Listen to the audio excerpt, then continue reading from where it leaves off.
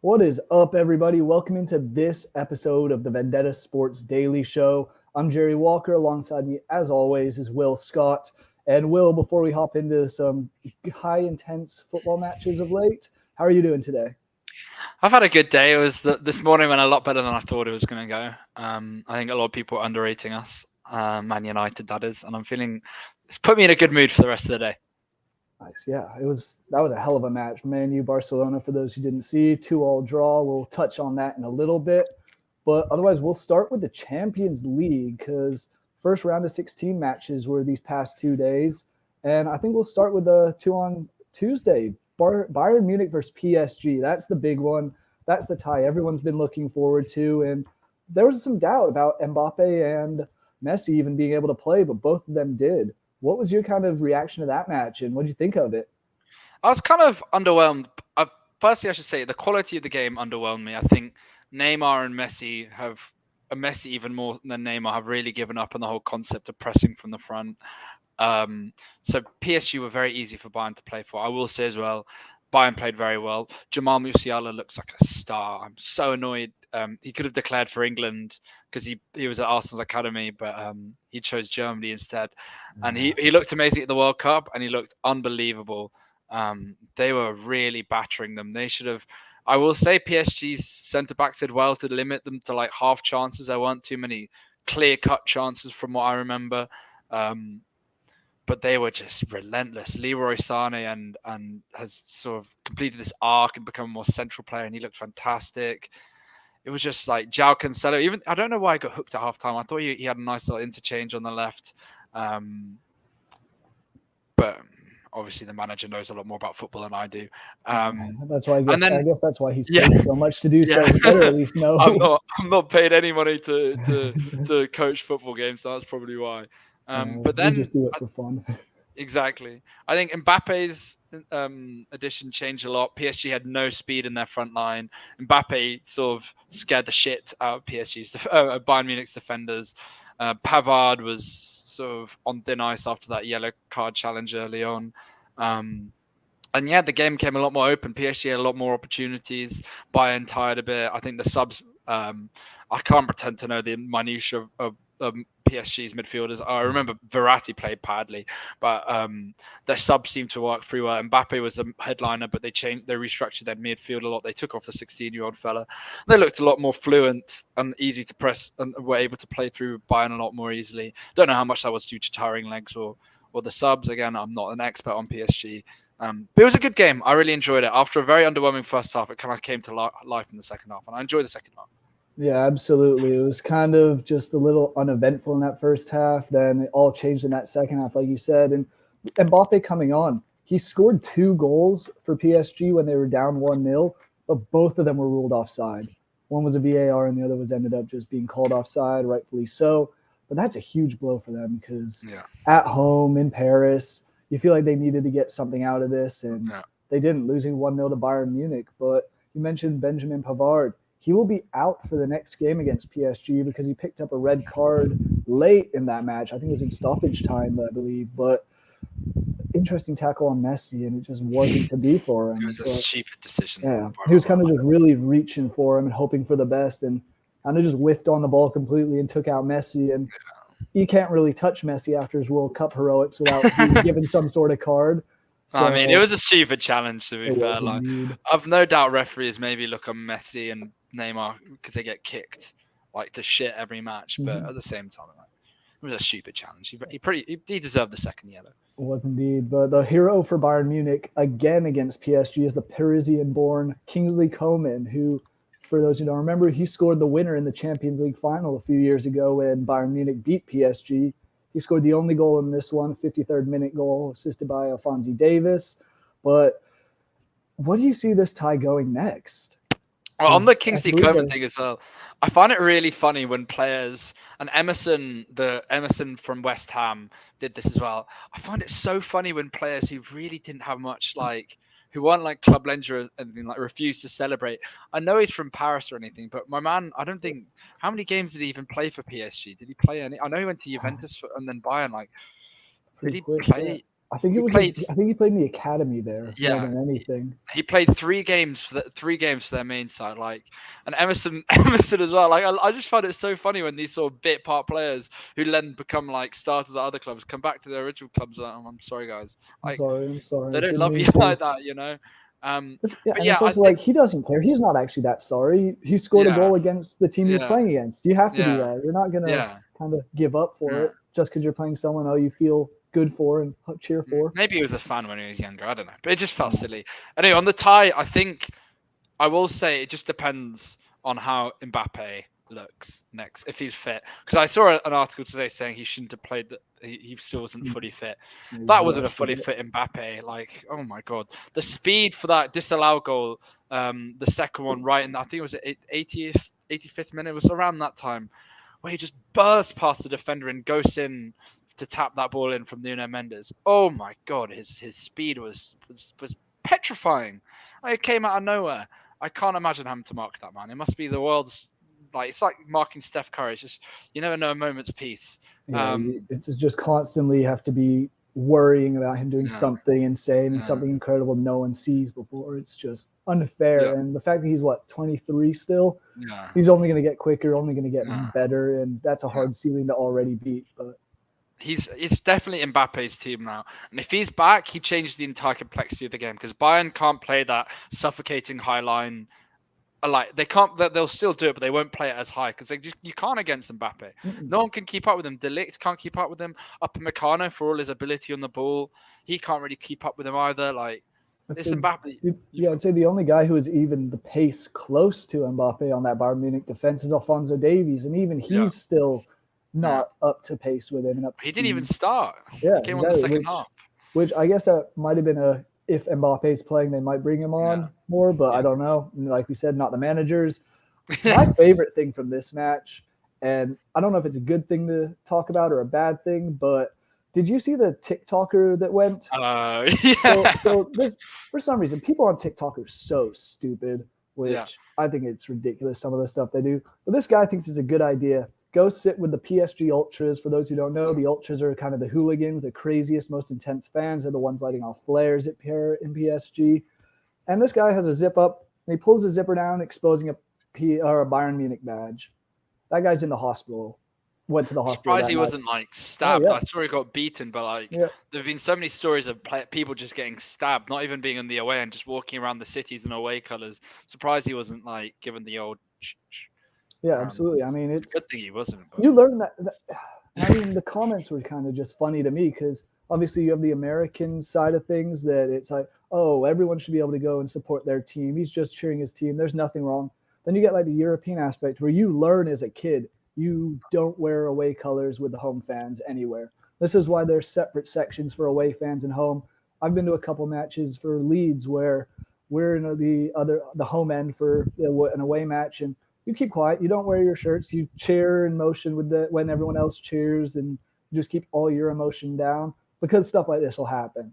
That happened to me as well. I was in a Chelsea game when I was 12. I think it was like some dramatic 3-3 comeback, and I was with my dad, and we had to pretend we weren't United fans for the entire game.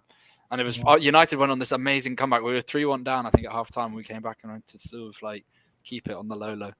Yeah, I remember one of the last Leeds matches I went to. There was a kid who just happened to be wearing some red shirt.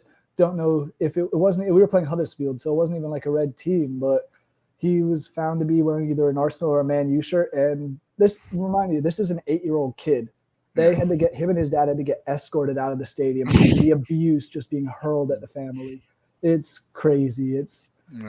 But this is just common sense. You don't go to a tie like this. Go stand with the craziest fans. Well, he was going to he was going to wind people up. There was I think there was an intentionality there. Yeah, I think he got what he deserved, in my opinion. But you can't necessarily say that. So But the other one on that Tuesday on Valentine's Day was the winningest team in England history, Tottenham. No, I'm just kidding. But Tottenham against AC Milan, and that was a 1-0 win for Milan in Italy. Yeah, Tottenham looked terrible. They looked so bad in that match. I mean, I can't even pretend that I was watching the PSG game. I knew it was going to be like I saw the Tottenham starting lineup. I was like, right, I know which game I'm going to watch. Apparently, their midfield was excellent, according to my Tottenham on Twitter with my Tottenham supporting friend like Saar, and I think it was Skip who played that game. Yeah. Those two, they played really well. And AC Milan didn't recreate. It just seemed like it was a lethargic game. Like no one created anything. Milan aren't a particularly great side. They're just a pretty average side. Tottenham are a pretty average side. Bad love the kind of second tier teams in each of their leagues. Neither one really doing that much, but you'd only ever watch that game for Leao, and apparently he had a very mid game. So okay. I'm still wondering how much like missing Hugo Lloris it is, because I did see the goal, but it was. I feel like Lloris would help that team. He just gives them a little more motivation. He is their captain, and without him, leaving Fraser Forster in net is a little bit of a worry at times. But it's also important in terms of distribution. Like the keeper doesn't just save goals. These days, he's expected to be like the 11th football player on the pitch. So losing someone like Lloris for Forster, who's like an evident, clear drop in quality, is it's going to impact the football as well than just the shot stopping. So I guess that was an element to it too. But I don't know. I think Conte's Spurs are very much winding to a close. Does he make it to the end of the season? Oh, I don't know. Apparently he's out. He do you see the phrasing he used? It was very funny. It was like I impatient with my body or something like. It sounded like he was from Shakespeare. But he might be out again because of his gallbladder operation. Maybe he just won't come back. Yeah. Conte to Leeds. You heard it here first. He'll be fired the next week and then come and manage us again. Furious.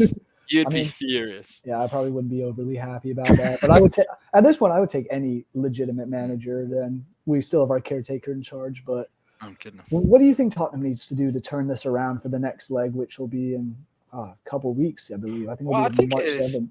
It's still a winnable tie for them. They're only 1-0 down, and they're going to the Tottenham Hotspur Stadium. I don't think AC Milan offered a lot to indicate, and they've shown real moments of quality. They've shown it against that first half flurry against City, and then when they beat them 1-0, they've had moments where they've looked very good.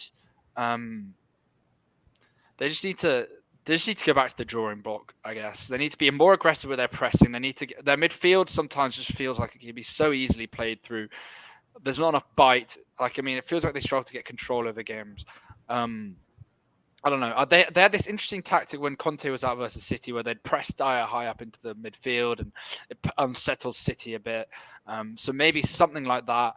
Some of these sort of innovations to try shake off, the mediocrity, doing the same thing over and over and not getting consistent results is not how you win football games. Yeah, that's the definition of insanity, is doing the same thing over and expecting a different result. And it seems like Tottenham are doing that at the moment. And this is such a winnable draw for them. Going back to White Hart Lane now, you would think that maybe at home they could get a 2-1 result and send it to extra time or penalties, but typical English team, you know how that'll end up against the Italians, sadly. But this is really where you need Harry Kane to step up, or Heung-min Son as well. And I don't know. Honestly, you might not start Son in the second leg. Really? Who would you start over Son? Maybe even Danjuma. Maybe Richarlison and play Kane behind him. I don't know. Yeah. I think they've got to change something. Richarlison famously yet to score a league goal this season after being signed for 50-60 million. Yeah.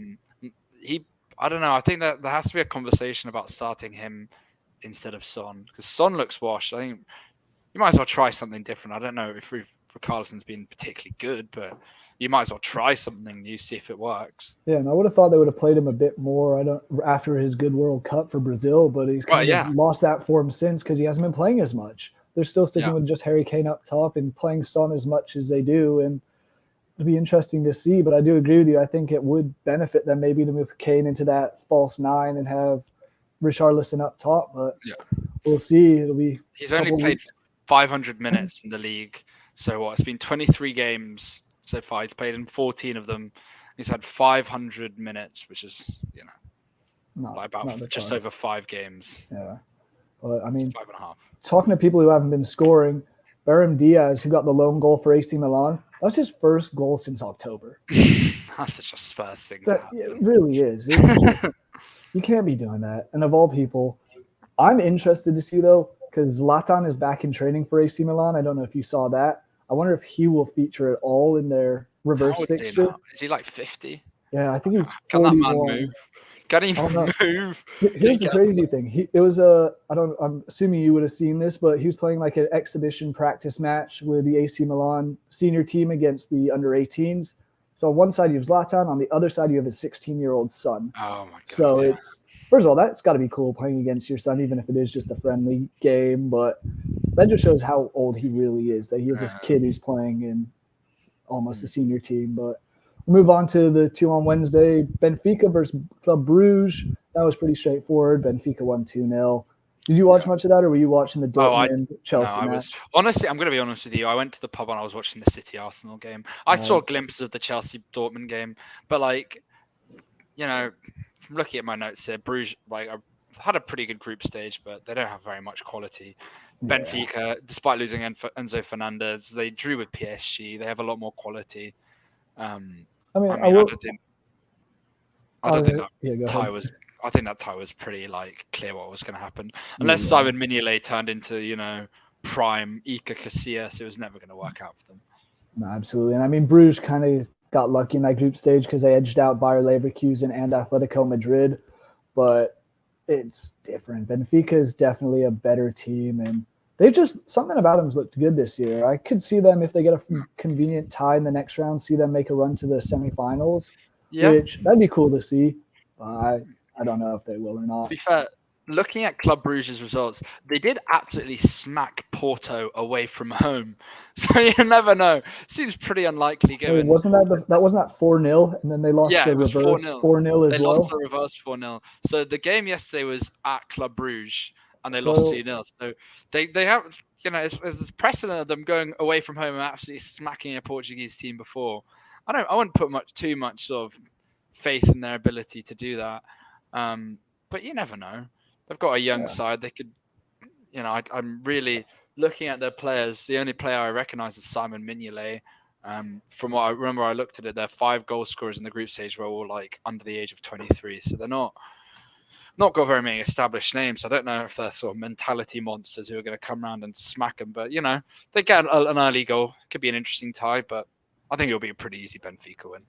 Yeah, I can agree with that. I think Benfica will do what they need to do again, and they really can just play defensive. They can allow a goal and lose by 1 and still advance. So it's all in their court. Meanwhile, Chelsea cannot score to save their lives. Oh my! Well, they had God knows how much money. Yeah. Yeah, they had 8 shots on target to Borussia Dortmund's 2, and Dortmund won 1-0. Well, you're saying the XGs. It was like an XG of 2 or something like that I saw. I was like, what are they doing here? It's a problem with Potter teams, man. I saw it.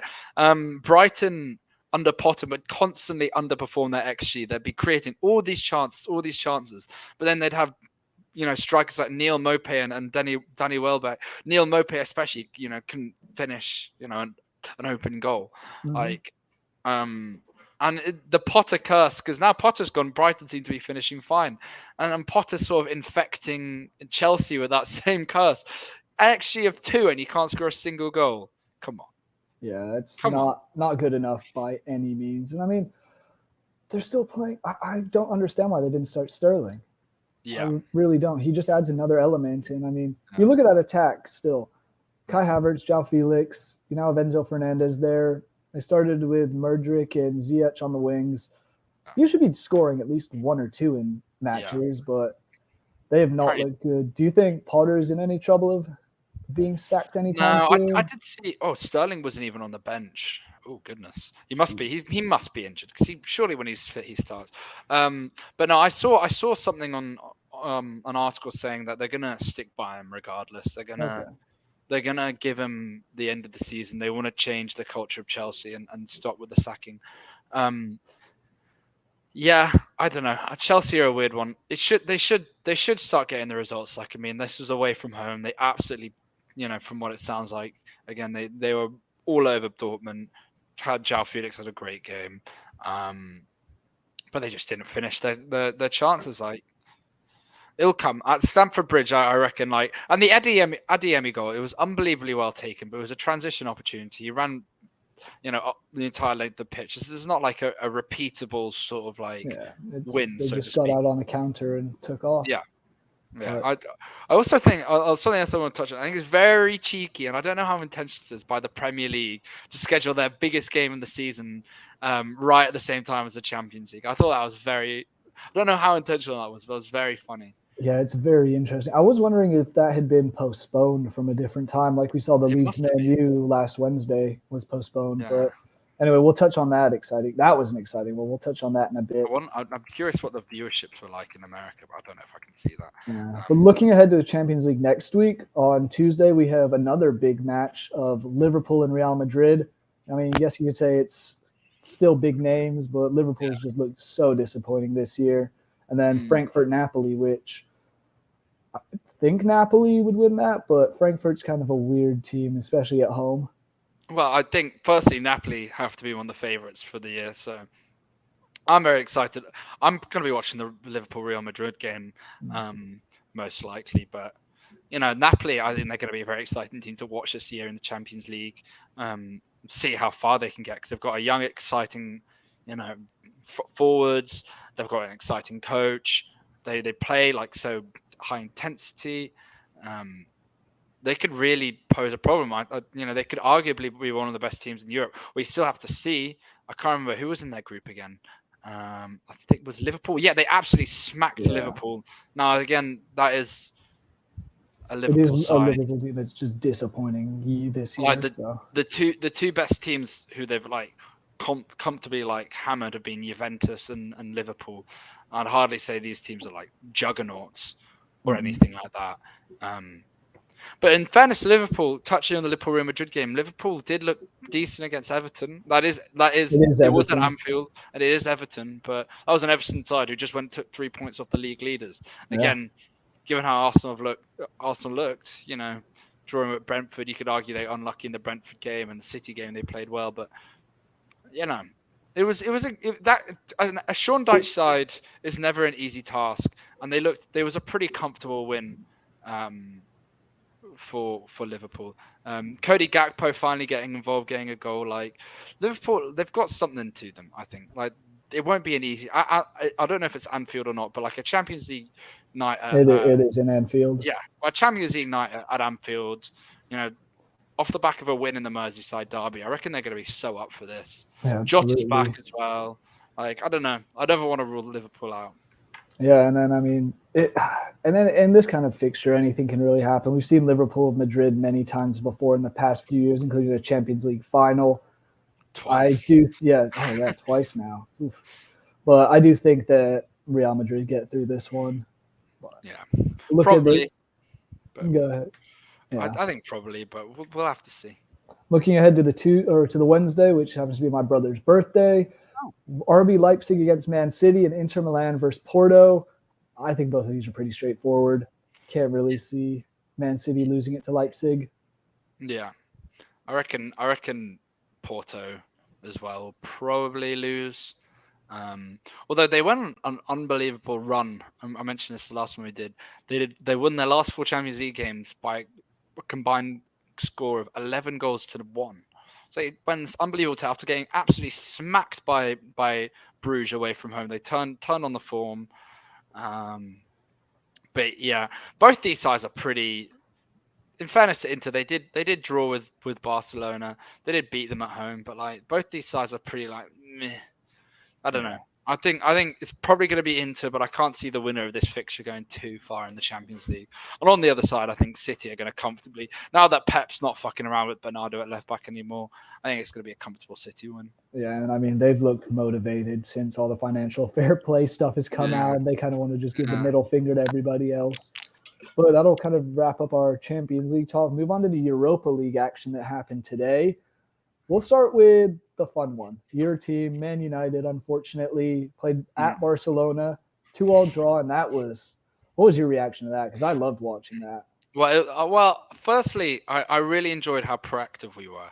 I thought we were really going to struggle playing out from Barcelona's high press, but we kind of bypassed that in terms of most of the way we were getting the ball into attacking third was through counter pressing. It was the same way it was at Liverpool. We did try play out from the back at times, and Luke Shaw's a big help with that. And the way we play out for the back is going to get so much better when Lisandro Martinez is back in the side. Fred and Weghorst especially sort of turned into these midfield. It was the most interesting formation I've seen Ten Hag do. Weghorst, after his experiment with Weghorst at the 10, he seemed to drop Weghorst entirely into midfield, and with this midfield of Casemiro, Weghorst, and Fred, with Bruno on the right, Sancho on the left, and Rashford central and hovering around the left, getting the half spaces. And Weghorst, Fred, and Bruno as well helped a lot with this, and Casemiro were winning back so many balls. This is against a fantastic midfield, touted as one of the best midfields in the world. De Jong, Gavi, I know Pedri went off, but Gavi and De Jong are very press resistant, great players. They were getting the ball nicked off them so much. Fred had an unbelievable second half. We were winning the ball so much. We were sustaining so much pressure. We played a lot better than I thought we were going to be. Barcelona's our bogey team. We struggled against Barcelona. I wasn't sure what quality we had. We were missing Antony. We were missing Lisandro Martinez. We were playing Fred against a side who presses high, and I'm not sure his press resistance can be questionable at times. But we played him unbelievably. I mean, I think we deserved to win that game. I think it was Conde should have been sent off for the tackle on. I don't think it was a penalty, but I think he does take Rashford out when he's in a clear goal scoring opportunity. I think Conde should have been sent off. That would have sealed the game for us. Yeah, we wouldn't have conceded that stupid Rafinha goal. Yes, come on, Rafinha, the former Leeds player, now Barcelona. Gotta love him. He's had a weird season. I see a lot of hate for him, but now some good stuff because he has the goal. He played really well. To be fair, he was a nuisance. I just think of it like we were missing some key players. I think next game we're going to be able to start Sabitzer. We're going to be able to start Antony. We're going to be able to start Lisandro Martinez. Sabitzer and Martinez were out because of suspensions. We're going to have a lot more control over the game. I think there was times where the transition really worked away from home and we were playing sort of chaos ball. But I think we might want to try it with no Pedri, probably. Definitely no Gavi. Busquets might not be there. I think we want to play more patient. Let us sustain pressure a bit because they really got at us in the last 10 minutes when they changed their defense. They put Conde out to the right. They got Christensen back in. I don't know why Alonso was on the pitch for so long. I know he scored a goal, but he was just getting toasted by Marcus Rashford consistently. We were really conceding a lot, and they were really sustaining pressure. And that's where you need a Sabitzer. That's where you need a Lisandro Martinez. We definitely were better physically than them. We really sort of showed levels in our physicality. We were really pushing them around the park, but our technical security at times could be really off. Wan-Bissaka, he had a good game defensively, but he lost the ball so much. He just made the wrong decision, or he'd lose track of the ball. We had to play Tyrell Malacia, another one who had a great game. Luke Shaw offers more technical security on the left. Sabitzer as well offers a lot more technical security through the middle. We were missing these key players. When we've got Lisandro back, when we've got Sabitzer back, when hopefully Dallo will play, we have a lot more technical security, so we'll be able to build the ball up better and have more control of the game, hopefully. Yeah, and I mean, it'll be interesting going back to Manchester. And I mean, you said you guys were unlucky to not win and get all 3 points. I think in that last 10 minutes, you were very lucky not to lose all 3 points. Barcelona looked much, much better in that. Once they equalized, it looked like the result was going to only go one way if someone was to win. And De Gea made some very good saves. But it'll be really interesting to see how that next leg goes, which I believe that's next week. Yeah, next Thursday, I believe. Yeah, look, I will say we did kind of get battered in the last 10 minutes, and we didn't. We let them get a lot of pressure on us, but I think we had some really good chances. We got into so many transition opportunities where we didn't quite execute right. We didn't quite make the right decision, which was a shame. We produced an XG of about 2.1 or something like that. And that wasn't even including the own goal, I believe. I think that's the case. So we created a lot. Our Barca had an XG of about 1.2, 1.3, something in that region. So we definitely created better chances than Barcelona. Yeah, it's fun tie. A lot of star-studded names and players on there, and looking at it next week, it'll be fun. Another one that I didn't see any of, the only other game that I was able to watch today was the Juventus-Nantes match. But looking at Bayer Leverkusen and Monaco, that's a tasty fixture. Yeah, I just had a look at that. There was a last minute winner by Desai. Yeah, wow. It was for those who weren't following it, Monaco scored first to an own goal, then went down 2-1 and scored late to equalize in the 74th, and then scored an extra time or an injury time goal to win it 3-2 in Germany. So that just looks like it was a fun match to watch, and really wish that had been on the TV. I hate the US's coverage of Champions League and Europa League.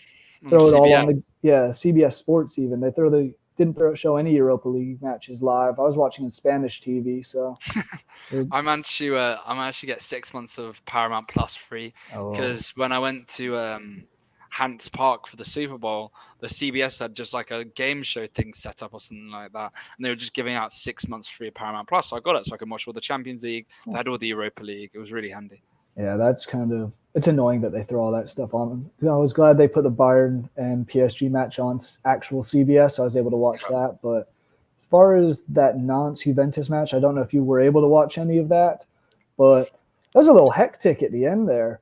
Nantes tied in the second half after Vlahovic gave Juventus a 1-0 lead, and a couple crazy saves. There was one like 30-second span where 4 players went down injured. A Nantes player tried to clear the ball, hit his own teammate in the head. He was down. Ball hit the bar. Then it hit the bar, hit the post, went out. It was just pure chaos at the end there. And then Juventus should have been given a penalty at the very end because ball was headed towards the net, clearly hits the guy's arm, and the VAR says no goal or no penalty. Wow. So that was an interesting one. But VAR kind of fucked up in the Barcelona game as well because that's what I heard. Conde should have been sent off. I think that was. But on the other side, there was a handball against Fred. When I looked at it first, it looked like he had no time to react and it just hit his hand. But I think you could make a reasonable argument that his hand was in a pretty unnatural position. So I don't know. That felt a bit more marginal than the Kunde one because he had no time to react to it. But I think VAR, again, after it did terribly this Premier League weekend, it's just... how did Juventus look? Speaking about, I'm just having a look at it now. I didn't know Moussa Sissoko played for Nantes, which is hilarious. How did Juventus look? Did they dominate the game or? They did. They looked much better than Nantes did up until like late in the second half when Nantes scored, and even then it was still kind of all Juventus, but they just couldn't get to the perfect opportunity. Di Maria had a few great shots from outside the box that were tipped over the bar, and it very well could have been a 2-3-1 win for Juventus. Just the ball wasn't going their way on this Thursday. Pogba's still not in the squad. Apparently, he got injured in skiing. God, that man. Him and Neuer. He'll never have the career. He'll never have the career he was supposed to. It's such a shame. No, because he was great. Then he went to Man U, honestly, and it all kind of. He had a few good seasons. Yeah. He had like 1 or 2 seasons. He was with you guys for like 3 or 4 years, wasn't he? He was there for like what? He joined 2016 and left. It was about 6 years he was there for. He had like first season he was great in the season under Oli where we challenged for the title at one point and then sort of fell off towards the end. He had 2021 he was great. And then there was just inconsistencies. Even from like his second season in, people were like, is he leaving? But there was never any assurances. He was always fabulous, but he needed a Casemiro to play alongside. The year after he leaves, we signed Casemiro. Yeah, that would have been a good, reliant partner for him in that midfield. And were there any other Europa League matches that you saw any of or you want to touch on? Honestly, I watched Man United Barcelona, and then I went straight into doing work for my articles and had lunch. So I did not watch any other Europa League games. Unfortunately, Sporting Lisbon, Midtjylland didn't appeal to me. You mean that one didn't appeal to you as much as Ajax Union Berlin? No. Well, apparently, to be fair, no thriller. Apparently, the Union Berlin fans were going crazy in the Ajax region. And Union Berlin, aren't they like second in the Bundesliga? They've had like a crazy run. They're good this year. So maybe they're second. They are 1 point behind Bayern, and they've won their last 5 games. Or Bayern's drawn 3 of the last 5, so they're right up there with them. My favorite thing looking at that table is the goal difference between Bayern and Berlin. Bayern have a plus 41 goal difference. Berlin in second have a plus 11. So, a lot of 1-0 wins. A lot of very close matches. But we'll move on from the European circuit and go to a title match. Big game on Wednesday. We talked about a little bit before. Arsenal versus Man City. Arsenal was in first, Man City was in second. Now they are flipped. Man City won 3-1. I think it was really just an Arsenal defensive letdown. Yeah. Tomiyasu gave up the ball, passed. He had a great assist to Kevin De Bruyne on the first goal because he was trying to pass back to Ramsdale, and it was just a terrible pass back. De Bruyne comes in, slots it past, and that's 1-0. And then there was another defensive error for the second Man City goal, and Arsenal kind of just folded in on themselves. Yeah, I think there was a certain element to which Arsenal, this is like, they've been really tested the past few weeks. They got, I'm no big Arsenal fan, but they did get screwed against Brentford. The Everton game must have been really tough mentally to take against the worst team in the league. Having to deal with Sean Dyche's like bullshit Yep. at Goodison Park. And coming into this game, there was so much pressure on them because City were on their necks, and City must be the most stressful team to like be in a title race against because they once they get to a certain point, they go Super Saiyan and just start winning these Nottingham Forest. They'll dispatch them for 3-0 consistency, and there's no sort of it's relentless. So there was so much pressure coming into the game at Emirates as well. Like they had to, and to be fair to them, they started strong. City were really struggling to press them.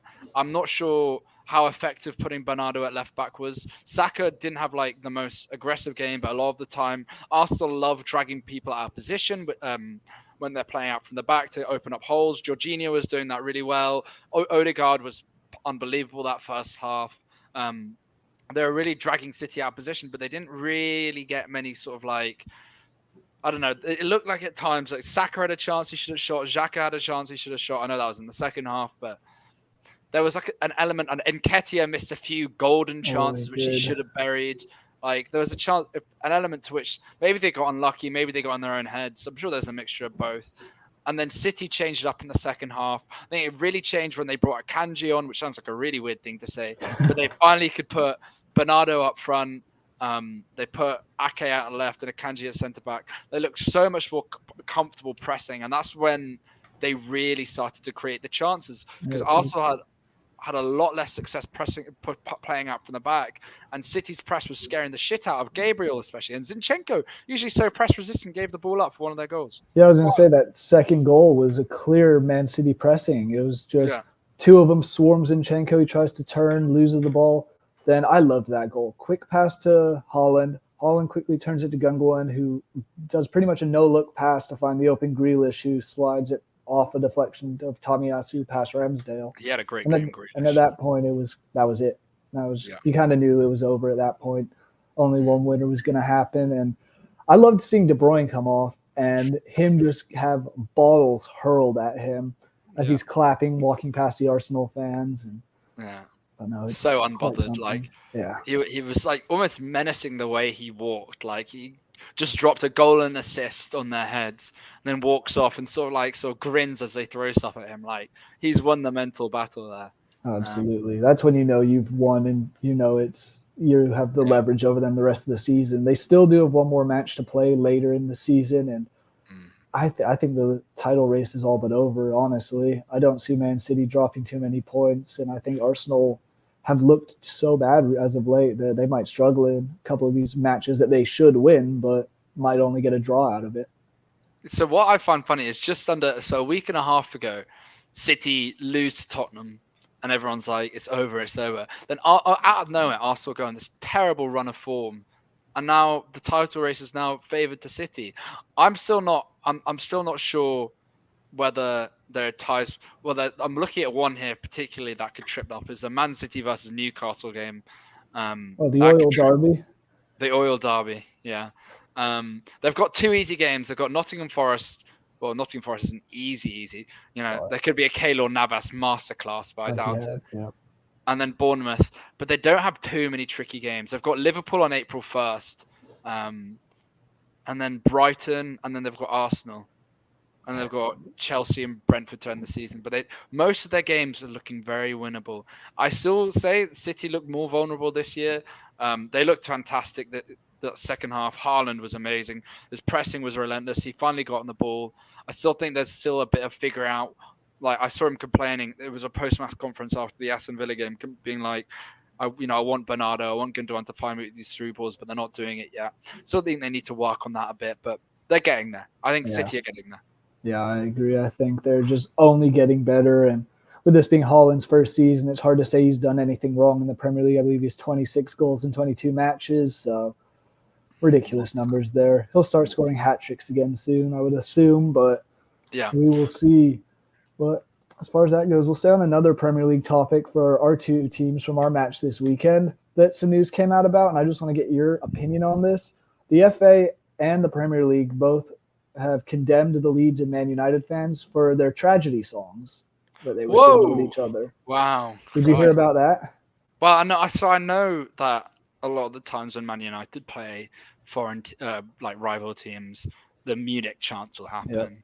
Yep. And United fans have been known to do Hillsborough chants at Liverpool fans. I didn't know they were doing chants at Leeds. I don't know what. So what were they chanting about? 2002 Leeds, they were playing at Galatasaray in the Champions League, and 2 fans were stabbed and killed. 2 Leeds fans were killed in Turkey. So Man U was singing about that. Meanwhile, we were singing about the Munich air disaster in 1958, which not really good things to be singing about at all. But that's 65 years ago. You think they'd think of something better to sing about by now? Yeah, exactly. It's kind of crazy that that's all happening. I highly doubt there's going to be any punishment thrown down either way, because it's just too difficult to target people for this. So they'll fine both clubs like £10,000, and that'll be that. Oh yeah, that's just pocket change to both. Exactly. But talking to pocket change to them, what do you think? Who's going to buy Man U? We've seen Elon Musk is interested. We've seen who's it? The Qataris are interested. Well, so here's another interesting little tidbit I saw. Apparently, so the 3 bidders I know about and that have been reported on. So tomorrow is the deadline. The Glazers set tomorrow as a deadline for the bids. The 3 I've heard of are the Qataris, the Saudi Arabians are getting involved, and Jim Radcliffe, the British billionaire. Now, as much as I want Jim Radcliffe to get it, because he doesn't enact modern day slavery like the Qataris do, or the Qatari royal family sort of certainly knew about and profited off of. It's unlikely he's going to win it. But the Saudis, what's interesting to me is that the Saudi Arabian royal family and the Qatari royal family and the 2 countries in general really have very strong feelings of dislike for each other. I don't know if people have watched it, but there was an excellent YouTube series in the lead up to the World Cup, explaining why the World Cup was in Qatar, gave a lot of relevant background information about it. And what was really key was this almost geopolitical Cold War between Saudi Arabia and Qatar, they were fighting in Yemen, they were fighting over the football, and football is like the new frontier of this Cold War. So I think there's going to be a sort of like maybe a bidding process or something like that. Again, I want them to stay out of football. I want them nowhere near my club. Unfortunately, I thought Man United was always going to be one of those clubs who'd be above it, right? Because they make so much money on their own. They'll never have to worry about financial fair play. They're so like self-sustaining that we don't need wealthy owners. We just need owners who won't take money away from the club. Maybe we need to fix Old Trafford. Maybe it costs like $1 billion to do that. But that's about it. That we don't need like big flashy owners. You just need someone who's competent and understands the team and the situation. So that's all we need. Looks like we're not going to get that. No, and I think it's like really symbolizes the corruption of the Premier League. Like that, its flagship club, Manchester United, is like the flagship club of, it's fair to say, of the Premier League at least. Won 13 titles, 13 of the first 20. It's like the flagship club. And that's been corrupted by, it's like this institution of this British institution has been bought and like corrupted, I guess. It's really and used for like sports washing practices. It's a real shame. It's a real shame. It will be a bummer if they continue going. But that makes it curious because like Saudis already own Newcastle, and if they go and buy Man U as well, how would that affect everything? Because if they're owning 2 clubs in the same league who are rivals with each other in position, as well as the Qataris, because don't the Qataris own Man City? Or don't they have Abu Dhabi owns Man City, and Qataris own PSG. Yeah, so that's one way they can stop it. Is UEFA might step in and say you can't do this. I hope they do. I don't know how much of a backbone UEFA has, but. I mean, at the moment, PSG and Man U aren't competing in anything similar, but they will next season. Champions League, yeah. So that'll be it'll be interesting to see where it goes. I know the 49ers have been in partially owned leads and they're looking to buy more, but that's just another like I don't really want.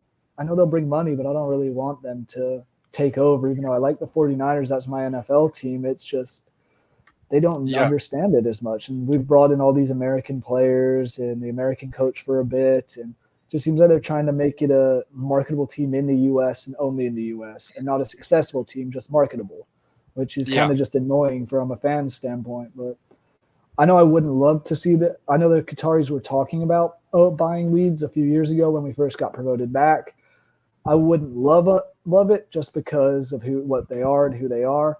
But I would not complain about having that much money to spend, considering Leeds doesn't spend much money to begin with. I think that would be yeah. nice, but They all have so pros and much money to cons. Oh, spend it's these absurd. days. Like the Premier League clubs, man. Like when Bournemouth are dropping like 90 million net spend or whatever it was on a transfer window, and I You and know something's wrong, yeah, or right, I guess, because it's just making the Premier League so much ahead and so much more well, yeah, one-sided than that's the everything thing, right? else.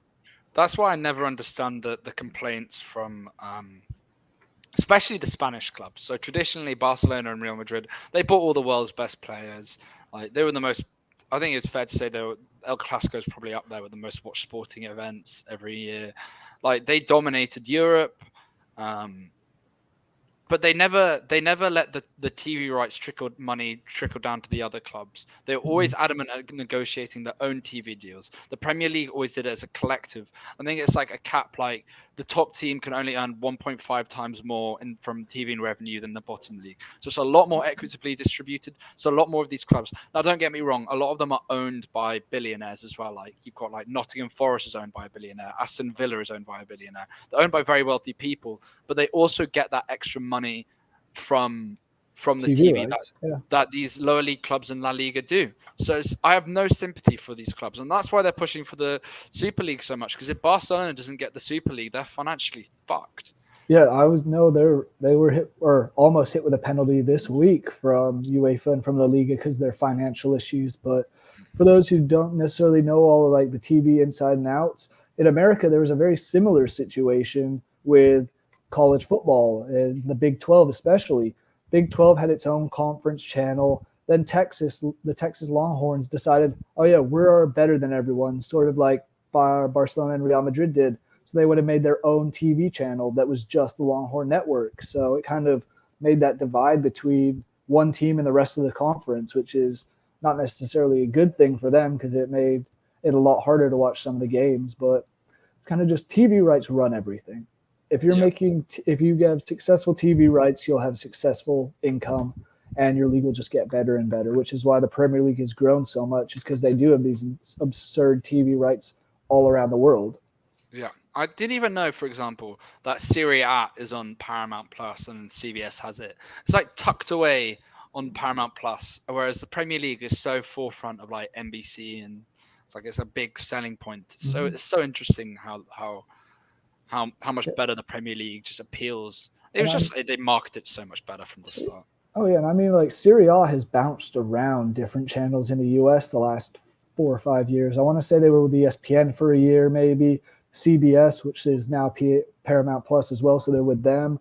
Yeah, But there was also I want to say they were with oh no, it was, the Bundesliga was with Fox, and now they kind of just bounce around these other leagues. Like there's nowhere to watch the French league in the U.S. really. It's on beIN Sports, but no one has beIN Sports, so it's just who difficult to follow does these. who has La Liga? The league is ESPN, so you can watch ESPN. ESPN and more. It's ESPN Plus along with the Bundesliga. So I watch a decent amount of that when it's midweek matches, and I'm just sitting at home writing some stories. But it's just interesting. The TV rights to all sports are just getting crazier and crazier because it's more and more the norm. Is just you get the money from the TV sponsors and TV rights. So I saw something like Disney Plus lost like a ridiculous amount of subscribers because they stopped broadcasting cricket. I think they had the IPL or they had some cricket they league in did have India, the IPL. I and they know. stopped broadcasting it, and they lost like 2.5 or 2.6 Yeah, million exactly. subscribers. It's wild. Yeah, I know. I know they still do show cricket. They showed the T20 Cricket World Cup on ESPN Plus, so I watched a ton of that. I know Mm. at the moment England's playing down in New Zealand, for a test match, and that's on ESPN Plus. But because it's New Zealand, the hours are so difficult. I tried to watch some when I got off work last night, but it was between innings, so I wasn't able to. But England declared really unusually. I saw an article about that, like really early, but I want to say England was like 325 for 9 or 375 for 9, and then took 3 wickets from New Zealand before they even got 40 runs. So great start for England. Yeah, so I'm no cricket expert, but given sort of atrocious England batting in the past years, I remember. I think it's gone a lot better after. But from what I remember, there were some really atrocious like lineups they're putting out. Like the openers were just constantly getting bowled out for like 10s or 20s. We couldn't sustain a good batting partnership. So it's fair play to them. No, for England, the issue the last few years has just been the Test cricket, because England currently holds the ODI World Cup, so the 50-over World Cup. Then they also have the T20 World Cup titles. But as far as the Test matches go, it's just not been good batting, not good lineup. So it's been an issue. The Ashes was not fun. No, it was not. I know who it was fun for. Our Australian colleague, Jared Prosser.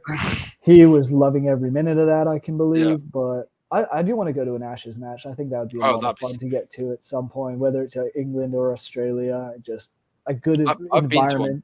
Oh, you have in England? So I worked at Lord's in 2019 for that famous Test match where Jofra Archer and Steve Smith were really going at it, at each other. And England, like, we got fucked over by conditions. The first day got rained out, and then they were trying to bowl Australia out in the last day, but it got too dark out and they couldn't. But yeah, I worked that. It was a really cool experience. I was at Lord's. It was cool. I'd love to go to a proper one, like be able to drink in the stands, be part of the Barmy Army. Cause I think that'd be fun. Just go, and it's a day out. It's probably about 7-hour days so they play, and you kind of just drink. It's a giant party because sure, there's stuff going on the pitch, but it's not as free flowing as other sports. So it's kind of like you just go and party. It's just an all day thing to an extent, which I kind of want to talk to you about because you were in Arizona this past weekend because you are there. But the Waste Management Open's another one that is just a party. It's a golf tournament, for those who don't know, held in Phoenix every year, same weekend as the Super Bowl, which coincidentally was also in Arizona. So what was the vibe like in Arizona? Was it just a giant party of people from all over the country coming in with the Waste Management and then the Super Bowl? Well, it was wild. The first day of like the Super Bowl week, I was literally walking past like Cronkite, and Brian Daboll was just sitting opposite the library at ASU downtown, smoking a cigar with his family. It was when I first saw it, I was like, wow, okay, no mucking about this week. It was really cool. I didn't go out a huge amount because work and stuff like that. Absolutely. And I was quite busy that week, but I remember Hants Park was wild. What was really wild to me was that people left at halftime after the Rihanna concert. People just went home. That's my issue with the Super Bowl is it's $800 tickets, but it's no atmosphere. There are no real fans there. It's all the corporations and business people who go and buy up all these tickets. And then you say like the Rihanna concert. I know the Rihanna concert or her halftime show had more viewers than the peak part of the actual game. It was something like 118 million people tuned in to watch her perform. And I think the max was like 112 million during the actual Super Bowl, which is kind of crazy to think about. But I don't know. It's just shows how much the NFL is no longer like a sport and it's more of an entertainment platform. And all of that. It did feel like a spectacle more than anything.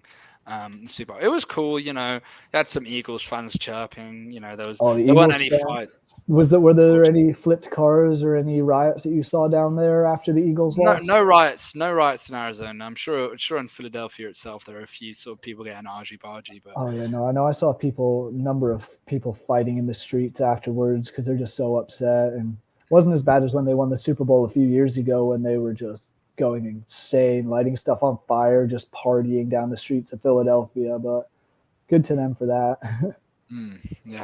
The other one I want to talk to you about, because I don't know if you follow baseball at all, but spring training is in Arizona. Are you going to try and get to any of that? Or are you going to go and cover any of that? Because that starts next week. So I'm gonna be honest. I still struggle with a lot of the rules of baseball. Yeah. My friends have been teaching me some, but they may coax me to go to a spring training game. They tried at the start of the year to get me to go to a Diamondbacks game when they were basically giving the tickets out for free. Oh yeah, that's I the only wasn't reason that I would go to yeah, Diamondbacks games is because it's just so cheap to go. yeah. I was somewhat interested. I think I might if someone like takes the time to be like, yeah, do you want to come to this? Just buy a ticket here. I'll go. But I'm not like if I don't see a spring training game, I'm not going to be particularly Yeah, upset. Like no, that's it's fair. not really something I'm bothered by. I drove. It's wild. What's wild to me? I remember driving past one. Where was I in like East Tempe? I just drove by. Like they had their own dedicated stadium just for spring training. I thought that was wild when I drove past that. So Yes, so there's two sets of spring training, one in Arizona, one in Florida, and each of the teams, with the exception of a couple that share a stadium, have their own stadium. So I think the one you're talking about is off that highway in Tempe, and yeah, it's the Anaheim Angels Stadium, and it's yeah, just for them, and no one else uses it throughout the season. It's just a spring training stadium. it's And wild. yeah, it's crazy how Absolutely much wild. money they put into it, but I would say it is fun to go to a game like spring training because it is just kind of a fun atmosphere. No one's taking it seriously. But the issue this year is they have this thing called the World Baseball Classic, which is somewhat similar to the World Cup of football. And it's the same time as spring training. So a lot of the big name players Uh, won't be playing. Not that they do anyway, but it'll take away yeah. from what spring training even is. So, but Well, no, maybe I'll check it out. yeah, I'll I'd see. say it's a fun thing to do. And if you're in Arizona, it's kind of they make it a bigger deal. If you were in the bureau this semester, they would have had you assigned to a team and you'd just be out there at practice every single day. I'm very glad I'm not in the bureau this year because the That, thought of having to do bloody baseball would be doing my head in. yeah, that's why I didn't. That's why I did the bureau in the fall as well, not the Yeah, spring, because I didn't necessarily want to go and cover all baseball the whole time. Which I like baseball, but it's I don't think I would have liked to be out in this Arizona sun day in oh day out no, for hours on oh end. no, no, no, no, not for me. No.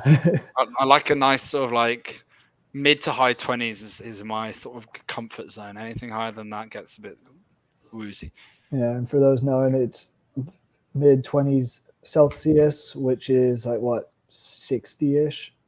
Yeah, what's No, 20, it's double 25? it. 25 would be 50, so it's like 82. This is So yeah, roughly something like double it and plus sem- 32. 77 to 86 is what Google's telling me. So Yeah, like high 70s, mid to low 80s. I can live in that zone. Anything more than that, then I start getting a bit, you know, then I start looking like a you're lobster. yeah, you're in the perfect place for that. Yeah. No, that was my one issue with Arizona was it was so damn hot there the entire time. But out of there now, which I'm fine with. It was a fun place, but it was just so hot the entire year. Are you going to be staying there in the summer? Yeah, I might be. I might. I'm Ooh, looking. I'm looking. I'm contemplating. I'm trying to get some jobs here. yeah, I wouldn't have anywhere else to go in America, that's so fair. I I've might got as my well stay. lease. Yeah, Yeah, so I'm probably gonna be here. I'm gonna be sort of so tanned after the summer. tanned or burnt.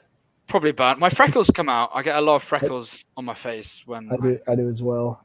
I get yeah, freckles, and then it all just burns. So, yeah.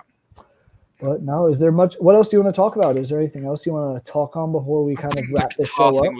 was the big thing I was thinking about coming into today, but there's nothing else major. I don't think. Yeah, no. Well, then that's it. That's Cool. it from us. You check out all of our other stuff on Vendetta Sports. We're doing a Premier League podcast with our next episode will be coming out tomorrow. And check that out. It's on our Vendetta Sports podcasts page on YouTube. Check out our stuff on the YouTube other page and our Twitters. Reach out to Will at Will Scott Sports, LLT on Twitter. Reach out to me at JerryF007 because we want to hear from you guys who are watching and tune in. Let us know your thoughts. Do you like spring training? Do you think Man U should be bought by the Yeah, Arabs? Let us know. So I know Will doesn't want that, but yeah. that's it for us. Thank you guys for watching. There'll be another daily episode tomorrow from some of our colleagues. So have a good one. Tune in tomorrow, and we'll see you later. See ya.